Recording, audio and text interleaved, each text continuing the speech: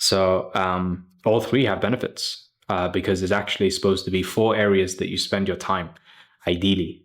And this was one of the most valuable things that I ever learned in my growth journey was the four areas that you spend your time. I learned this from one of my friends that I met in a different network marketing community who he actually got taught this by one of the top earners in network marketing in the world. His name is what's his name again? Matt Rosa. You can look him up, YouTube. Very inspirational guy, and he's a young musician who also does network marketing. But he talked about the four areas that you spend your time, and it was highly valuable stuff, which he basically said that in 25% of your time wants to be spent with yourself or God. And the reason why you do this is because you got to make sure that you are doing the work that only you can do. So like right now, for me personally, like I'm spending the majority of this month with myself because I just need to do the work that I can only do myself. That's what I've consciously chosen in this particular time. But you go back last month, where was I? I was actually at my parents' house, staying with them, staying with family for a good few months. And this is where you spend the second area of your time. And that's where you spend your time with people who are your close friends or family. And there are reasons for each to why you want to spend those time. And the reason why you want to spend time with your family, your friends, is because that helps you to remind yourself of why you actually started the business in the beginning, as to why you're going on this journey. So that's the second part.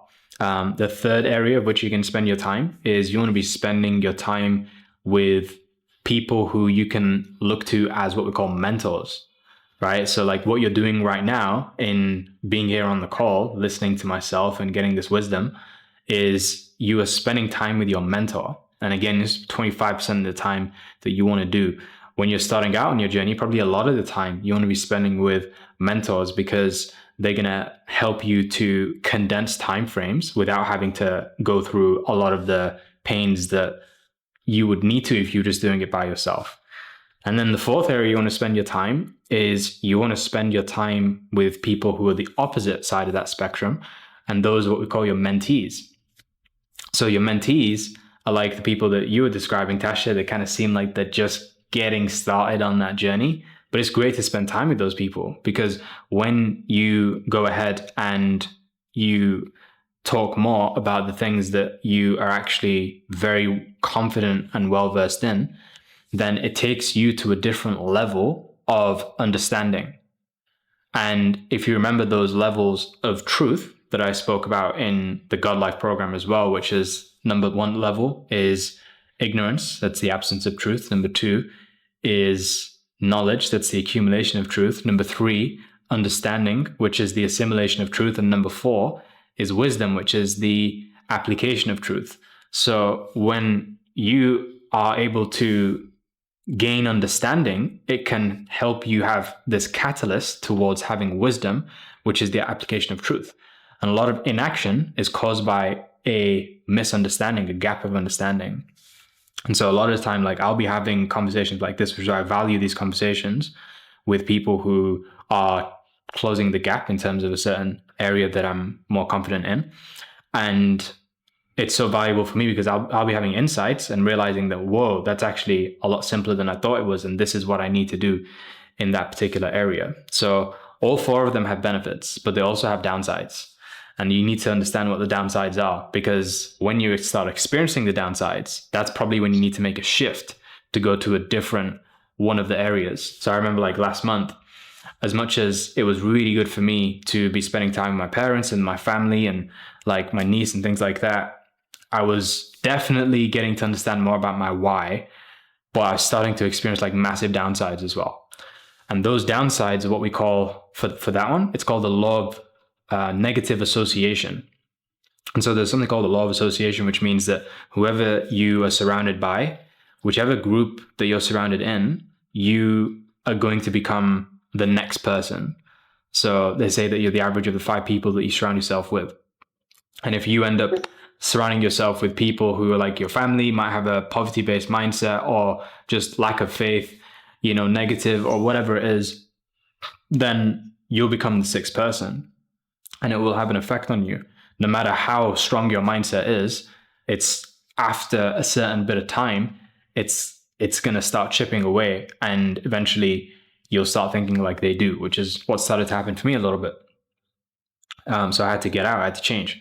And then I came into the space that I'm in right now, which is spending more time with myself. But there is a negative downside to this too, which is although you can be the most productive when you are with yourself doing what just you need to do without any distractions, the downside to it is that you are going to miss out on the actual experiences that make life very enjoyable because you get to do it with other people.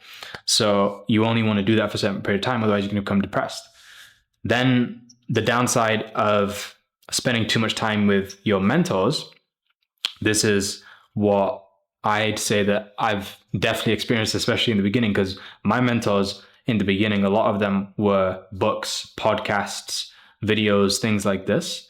And when you spend so much time with your mentors, it starts to actually make you a little bit delusional, because you start to believe that your results are their results, which isn't necessarily the case. There is a definite distinction, and you've got a lot more work to do, which is very visible when you're not surrounded by their success and looking at what's going on in their life instead of yours.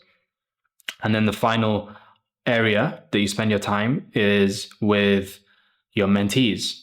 So again, like I'd say last few months, just before I was with my family, I was actually traveling with people like Anthony, Carlton, Luke, who were essentially my mentees when it came to business and sales. So the benefit of it was that I could duplicate myself and gain more time in the business. The downside was that I was getting burnt out. And that's what happens when you are pouring in too much, but not actually receiving, because it isn't as much of a reciprocal relationship. So 25% in each area is what we want to be looking for. And it's about having that awareness as to which area am I going to gain the most amount of value from right now in this moment, and which area do I need to maybe step away from, because that's where I've been for quite a long period of time and it isn't serving me anymore. Does this make sense? So if you was to think right now, out of those four, which of the four areas do you think in 2024 you might have spent the most amount of your time in? Which one appears for you right now, out of the four?